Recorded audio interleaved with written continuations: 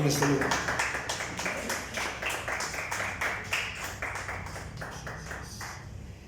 Amén. Muchas gracias en esta noche. Doy gracias a Dios, doy gracias a Dios por esta oportunidad y doy gracias a mi pastor también por este privilegio. Abra su Biblia en Oseas 8 versículo 12. Vamos a continuar con esta serie titulada La Biblia, el libro de los libros. Y vamos a considerar un tema el día de hoy, un tema importante que hace referencia a la formación de la Biblia, ¿verdad? Conocer cómo se puso por escrito, ¿verdad?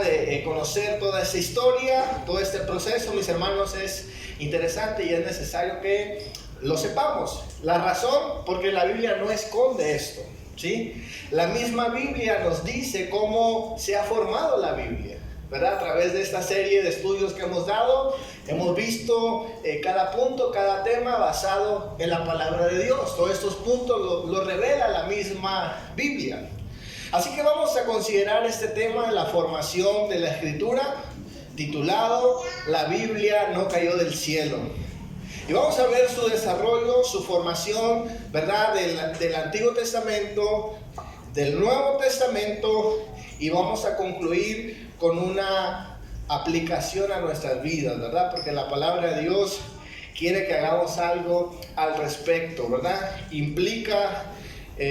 Conocer la formación de la Biblia implica que hagamos algo al respecto. Vamos a leer Oseas, capítulo 8, versículo 12. ¿Cuántos lo tienen?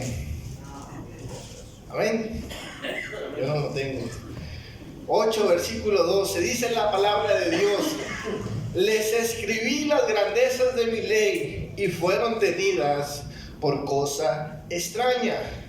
La traducción lenguaje actual dice lo siguiente de este mismo texto: yo les di muchas enseñanzas y se las puse por escrito, pero ustedes las despreciaron.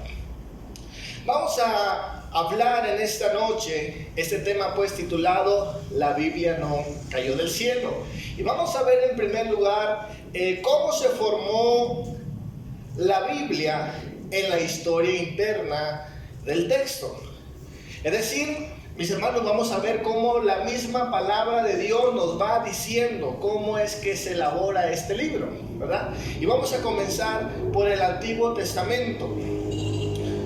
¿Cuántos saben cuántos libros tiene el Antiguo Testamento? A ver, hermano Henry, ¿cuántos tiene? 39. ¿Hay más? 39. En la Biblia hebrea, ¿verdad? Los judíos tienen libros menos, pero no porque los hayan quitado, sino que ellos a veces incluyen, por ejemplo, en el libro de los reyes, en vez de tener dos libros separados, los unen, igual con crónicas y con algunos profetas. Los profetas menores en ocasiones tienen 3 en 1. Entonces, para los judíos son menos libros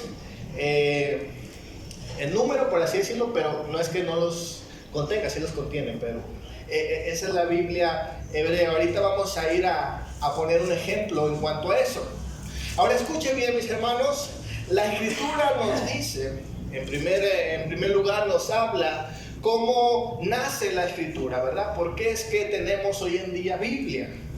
Y una de las cosas, mis hermanos, que debemos saber es la formación de la Biblia obedece, escuche bien, al propósito de la misma. Es decir, mis hermanos, Dios tenía un propósito con la Biblia. Y al tener ese propósito con su palabra, que se pusiera por escrita, pues nace lo que hoy tenemos como Biblia. ¿Cuántos me lograron entender? ¿Sí? Es decir, su propósito obedece a la formación de la Biblia. El propósito de la palabra de Dios, mis hermanos, es contar la historia, escuche bien, la historia de salvación de Dios sobre su pueblo y sobre la humanidad. Escuche bien, esa es la historia de Dios. En la palabra, mis hermanos, nos muestra cómo el Señor mismo, ¿verdad?, le indica a su pueblo que escriban estos acontecimientos. Vamos a leer Éxodo 17, versículo 8, dice la escritura: los amalecitas vinieron a Refidim y atacaron a los israelitas. Entonces Moisés le ordenó a Josué: escoge alguno de nuestros hombres y sal a combatir con los amalecitas. Cuando a Moisés se le cansaron los brazos, tomaron una piedra y se la pusieron debajo para que se sentara en ella, y luego Aarón y Hur le sostuvieron los brazos, uno el izquierdo y el otro el derecho. Así Moisés pudo mantenerlos firmes hasta la puesta del sol. Fue así como Josué derrotó al ejército amalecita a filo de espada. Entonces el Señor le dijo a Moisés: pon esto por escrito en un rollo de cuero para que se recuerde y que lo oiga bien Josué. Yo borraré por completo bajo el cielo todo rastro de los amalecitas. En este primer texto, mis hermanos, vemos cómo Dios, mis hermanos, interviene, ¿verdad?, en la salvación de su pueblo de los amalecitas. Y dice el Señor, le dice a Moisés: escribe esto para que lo recuerden. Es decir, que en primera instancia, mis hermanos, la primera mención de Dios hacia Moisés de que se escriba, ¿verdad?, algo es para que recuerden, mis hermanos, que Dios los ha salvado. ¿Cuánto me logran entender esa noche?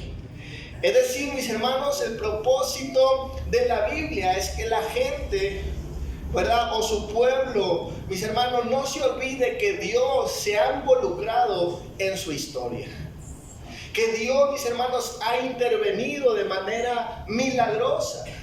Porque hay un propósito con este pueblo. En Éxodo 24, versículo 1 al 4, dice la escritura: también le dijo el Señor a Moisés: sube al monte a verme junto a Aarón, Nadab y Abiú, y 72 de los ancianos. Ellos podrán arrodillarse a cierta distancia, pero solo tú, Moisés, podrás acercarte a mí. El resto del pueblo no deberá acercarse ni subir.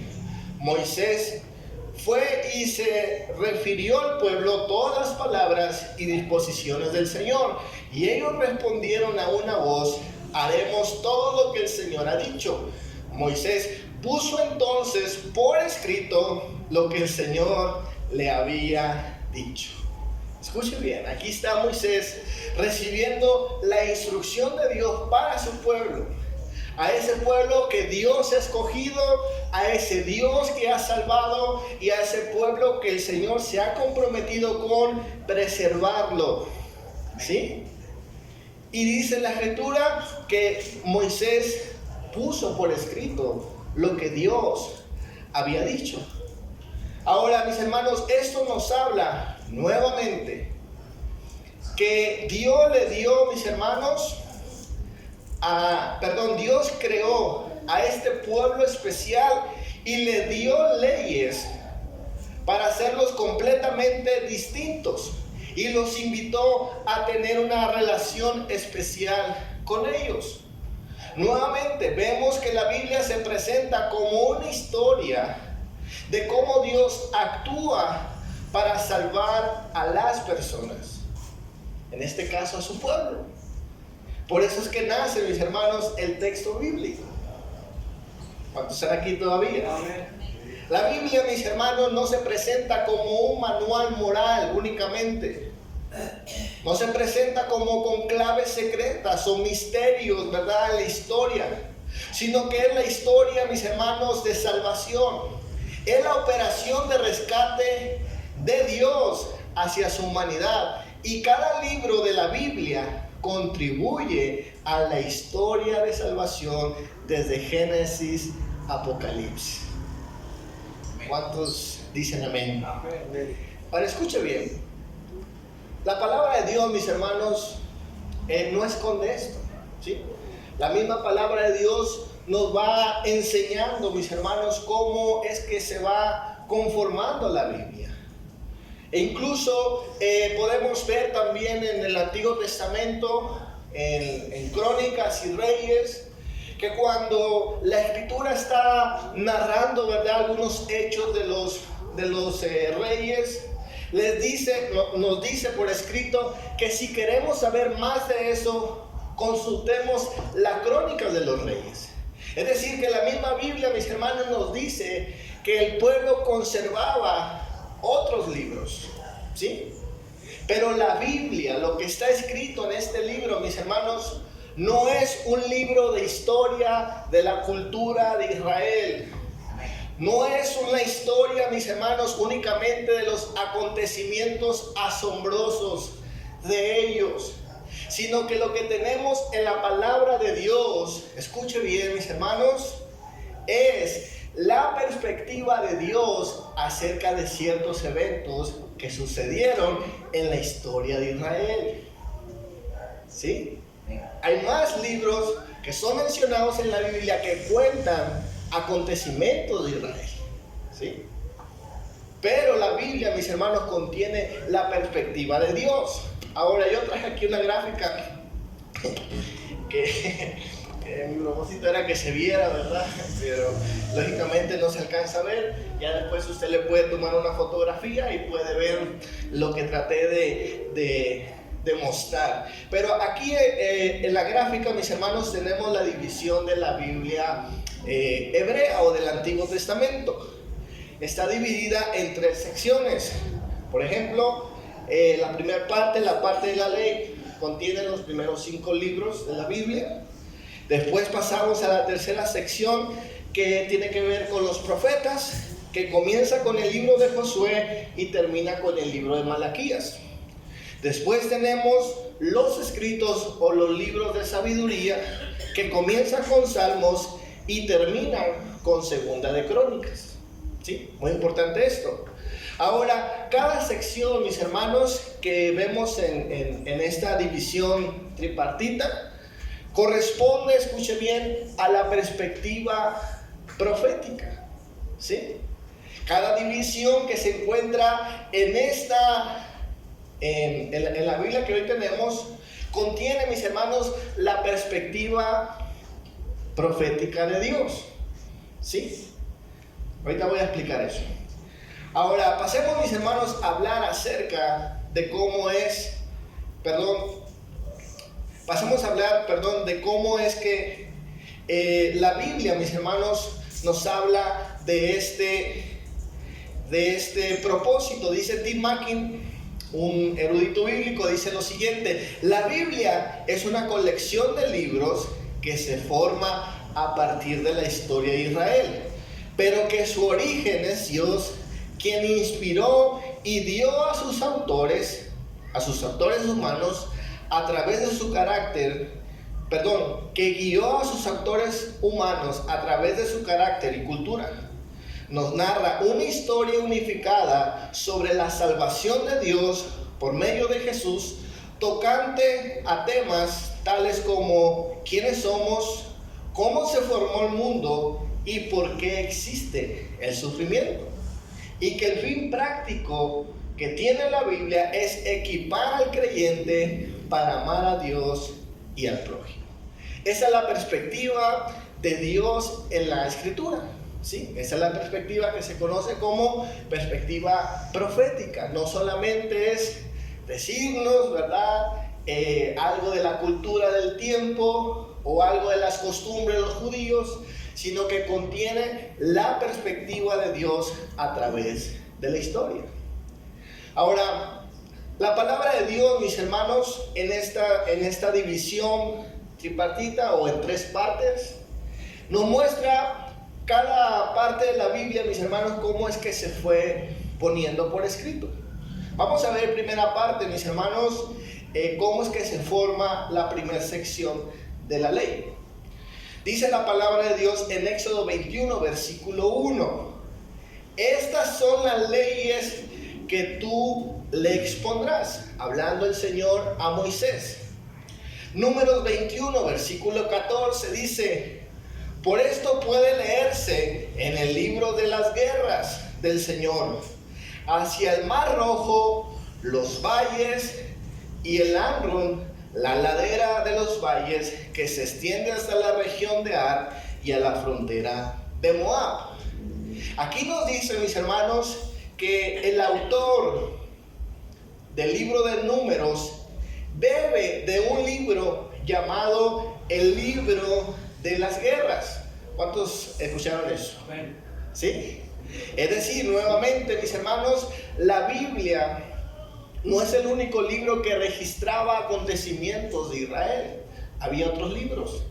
Y aquí nos está diciendo, mis hermanos, cómo es que se escribe parte de Números o parte de la ley que hoy tenemos. Se recogen historias que ya estaban escritas. Amén.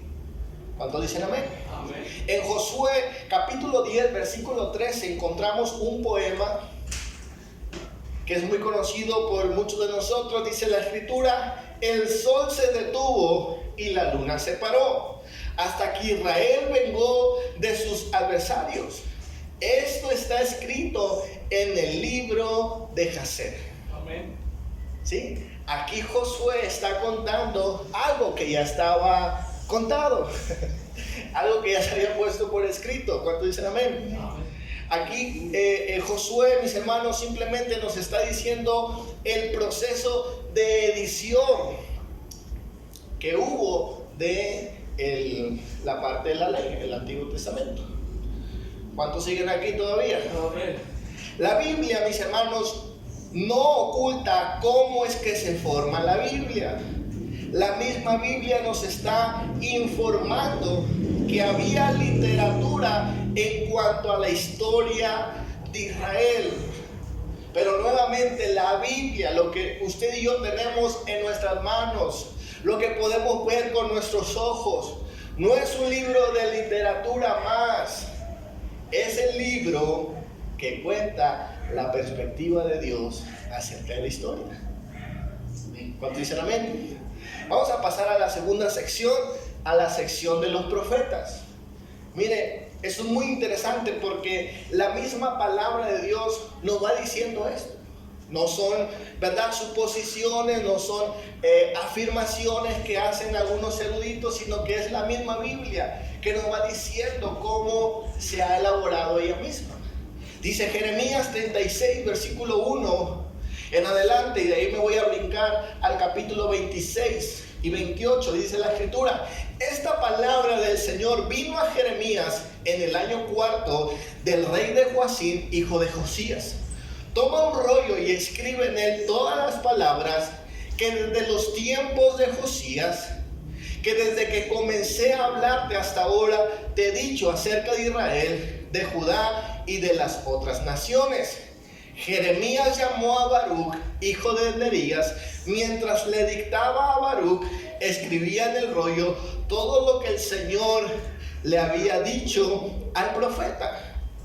Ahí lo vamos a dejar. Posteriormente, mis hermanos, después de que el Señor le dice: mira, Jeremías, todo lo que yo te he dicho a ti y todo lo que tú has hablado durante tu ministerio, ponlo por escrito.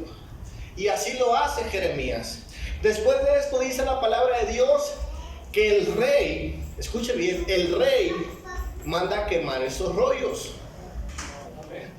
Aquí es importante hacer este paréntesis, porque en aquel tiempo, mis hermanos, la gente no sabía leer. Había mucha gente que no sabía leer.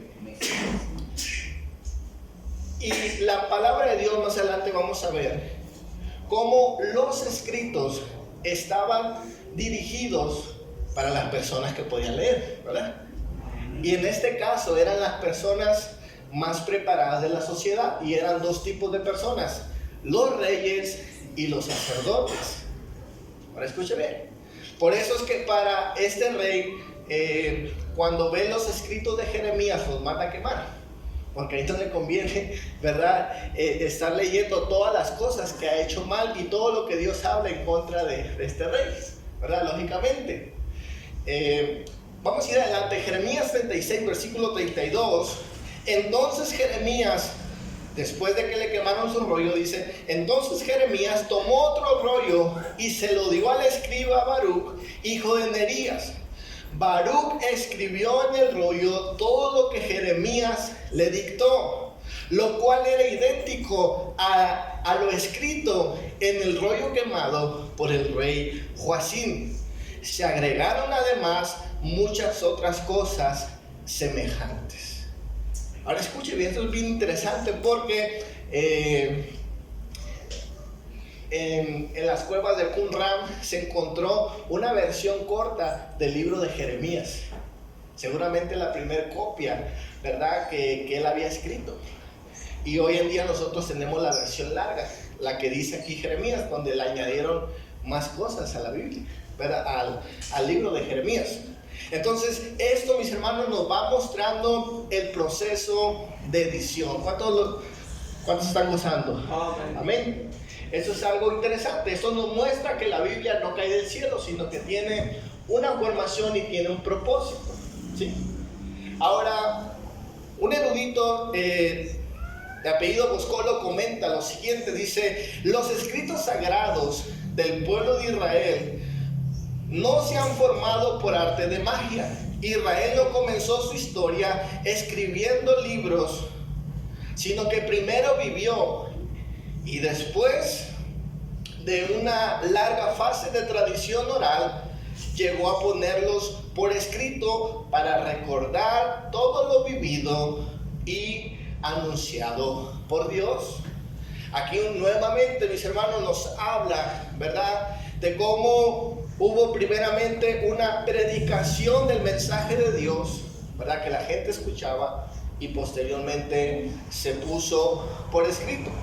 Otro erudito llamado Samuel Pagán dice lo siguiente: los escritores bíblicos estaban interesados en contar una historia que se fundamentaba en la fe que tenían en Dios. No redactaban lo sucedido de acuerdo a un orden cronológico o definido, ni fundamentado en comprensiones científicas que tenemos en la actualidad de la historia. Por el contrario, lo que narran eran sus expresiones e interpretaciones de los eventos que se presenciaban,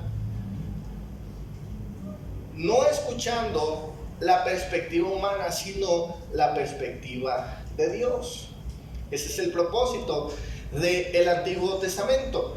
En Isaías 8, versículo 16, el profeta Isaías menciona: guarda bien el testimonio, sella las enseñanzas entre mis seguidores.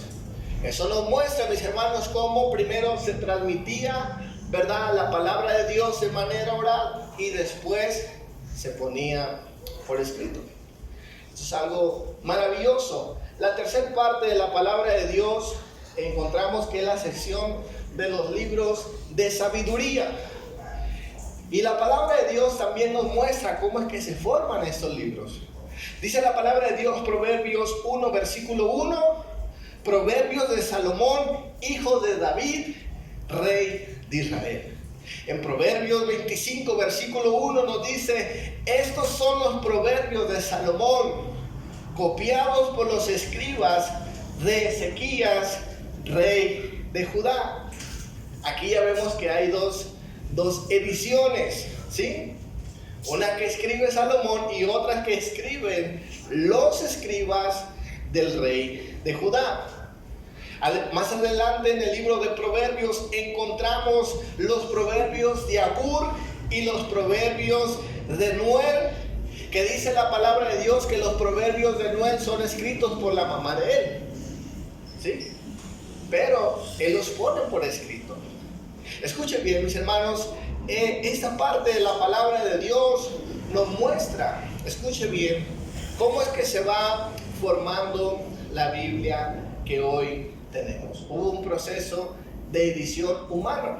¿Cuántos saben eso? Y eso es algo muy interesante. Vamos a ir en segundo lugar a hablar cómo es que se forma el Nuevo Testamento. El Nuevo Testamento, mis hermanos, es la continuación de la historia de salvación que teníamos en el Antiguo Testamento, ¿verdad? Vimos cómo el Antiguo Testamento nos narra, por ejemplo, en la ley tenemos la historia de cómo Dios crea el mundo y tenemos la caída de la rebelión del hombre Y también tenemos la creación de este pueblo santo que Dios llama, ¿verdad?, al pueblo de Israel. En la sesión de los profetas vemos cómo la historia de este pueblo que llegó a la tierra prometida fracasa en su misión. Y los profetas precisamente es lo que pronuncian, ¿verdad? Advierten de la consecuencia de la rebelión en contra de Dios. Y el pueblo termina en el exilio. La tercera sección de los libros de sabiduría nos habla, mis hermanos, cómo el pueblo de Israel tenía que vivir después del exilio. Es decir, en los libros de sabiduría como Proverbios, ¿verdad?, Eclesiastés, o incluso el mismo libro de Job, encontramos preguntas existenciales, ¿verdad?, que corresponden a ese momento en que el pueblo de Dios estaba sufriendo por el exilio. Y mucha gente buena sufrió por eso. Y por eso es que esa sección de la Biblia se escribe. Y vemos, mis hermanos, cómo se expone el sufrimiento y el dolor de estas personas en medio de las injusticias. Es decir, que en el Antiguo Testamento estamos viendo, mis hermanos, una historia inconclusa. Y en el Nuevo Testamento encontramos que aparece, mis hermanos, nuestro Señor Jesucristo. Y viene a continuar esa historia de salvación. Y no solamente, mis hermanos, a continuarla, sino a darle también un significado, escuche bien, a esa historia de salvación. La palabra de Dios nos dice en Mateo 28, versículo 18, Jesús se acercó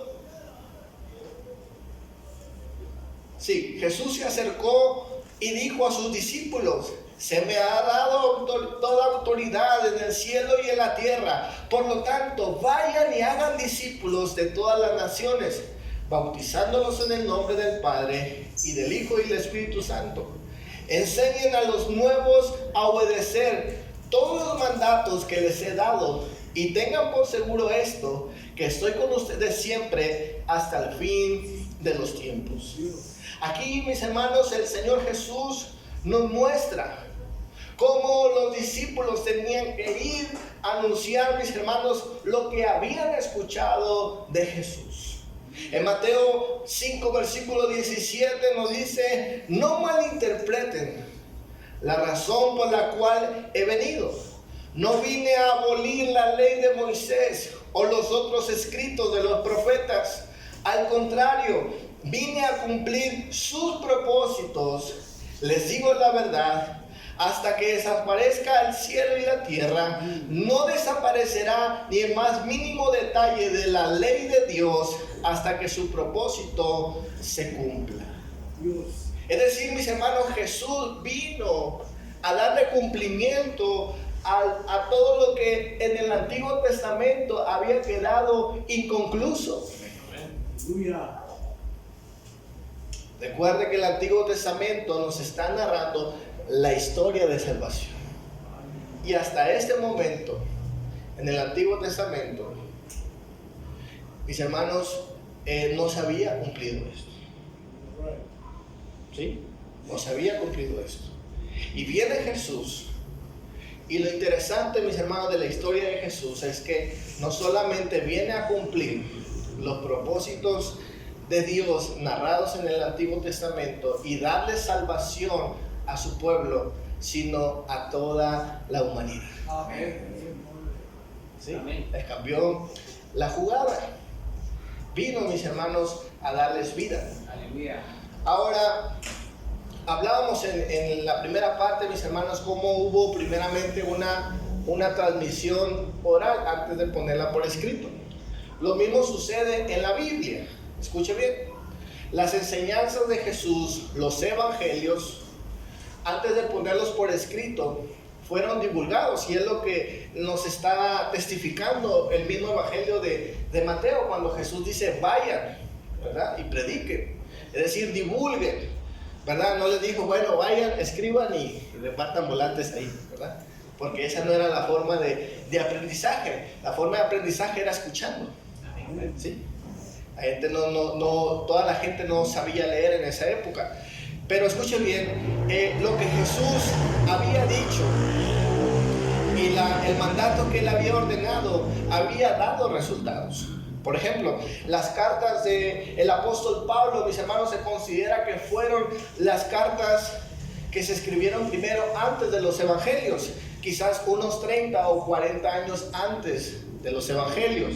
Sin embargo, el apóstol Pablo va a hacer mención de palabras de Jesús que nunca se escribieron o que después iban a poner por escrito. Por ejemplo, 1 Timoteo 5:17, cuando el apóstol Pablo habla, ¿verdad?, de hacernos responsables de los hombres que trabajan en la obra de Dios, hace mención de una de las palabras de nuestro Señor Jesucristo en Lucas 7, cuando dijo que al trabajador, mis hermanos, tenemos que darle su derecho a sueldo. Eso lo dijo el Señor Jesús y lo menciona el apóstol Pablo mucho antes de que se pusiera por escrito.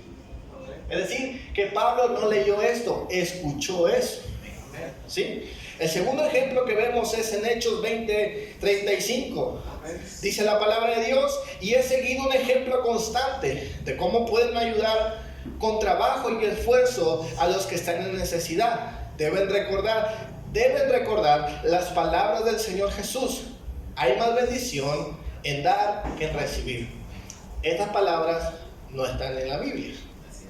¿Por qué? Porque había una transmisión oral, ¿verdad? Había cosas que se guardaron.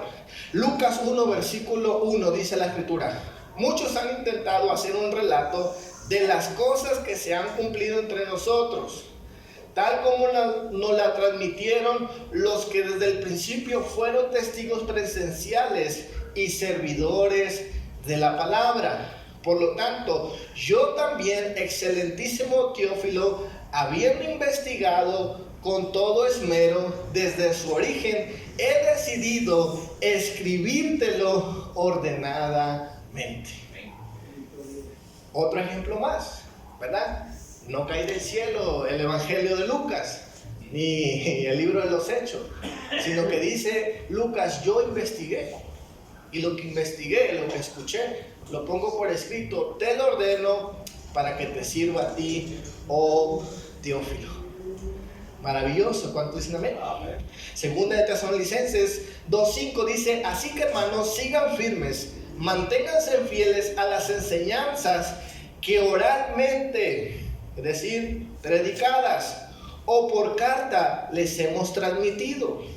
Colosenses 4, versículo 16: una vez que les haya leído a ustedes esta carta, que se lea también en la iglesia de la Odisea, y ustedes lean la carta dirigida a esa iglesia. Es decir, que la forma en que se transmitió la palabra de Dios fue de manera oral, cuando iban a predicar los apóstoles, pero cuando no podían ir, se las escriben y ahí nacen las epístolas que hoy tenemos nosotros. Es decir, que mucho de lo que hablaron los apóstoles y mucho de lo que habló Jesús no se puso por escrito. Amén. Se registró lo que pudieron guardar de ellos y lo que seguramente Dios permitió. Ahora, para terminar este punto, no, vamos a dejarlo ahí. Vamos a ir al tercer lugar. Vamos a hablar por qué la palabra de Dios escrita. Es decir, ¿qué gano yo o qué gana usted con conocer la formación de la Biblia? ¿Verdad? ¿Qué ganamos con eso? ¿Verdad? Mire, hemos escuchado alrededor de ese estudio cómo era muy importante, mis hermanos, escuchar la palabra de Dios, lo que se transmitía, ¿verdad? Y dijimos primeramente que la gente en aquel tiempo no sabía leer, la mayoría de la gente no sabía leer, entonces necesitaban escuchar la palabra de Dios. Hay un ejemplo muy peculiar en la carta pastoral de Pablo a Timoteo. Le dice Pablo a Timoteo: dedícate a la lectura, ¿verdad? Y ese no es un llamado, mis hermanos, a que agarremos nuestras Biblias y las leamos en la soledad. ¿verdad? O a que sepamos mucho de la Escritura, sino que Pablo, mis hermanos, se está refiriendo o le está diciendo a Timoteo que se dedique a la lectura, es decir, a la exposición oral de ella, en voz alta. Dedícate. ¿Por qué? Porque la gente no iba, mis hermanos, a leer lo que le escribían. Mucha gente no sabía leer. Así que era responsabilidad de los líderes, ¿sí? En este caso, en el Nuevo Testamento. Dice el comentarista John Walton que en el tiempo antiguo las únicas personas que tenían acceso a poder leer, ¿verdad?, que eran alfabetas, eran los reyes y los sacerdotes, no solamente dentro del pueblo de Israel, sino también en el mundo antiguo, ¿sí? Es decir, que únicamente se escribían o se ponían por escrito cosas importantes. Usted no va a encontrar una lista, ¿verdad?, del país escrito en pergamino. O sea, no va a haber ese tipo de cosas, ¿verdad? O que una receta o un ¿verdad?, algo secundario, sino en el tiempo antiguo se registraban cosas importantes que correspondían al gobierno y correspondían a asuntos del templo, ¿sí?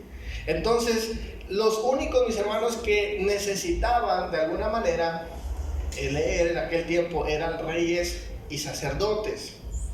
Escuche bien, Deuteronomio 17, versículo 18, nos dice algo muy interesante. Una vez que se haya ocupado en el trono su reino, esto es dirigido al rey, escribirá en un libro una copia de esta ley para sí mismo, semejante a la original que está al cuidado de los sacerdotes y levitas, y la tendrá a la mano y la leerá todos los días de su vida, para que aprenda a temer al Señor su Dios y para que cumpla todas las palabras de esta ley y de estos estatutos y las ponga por obra.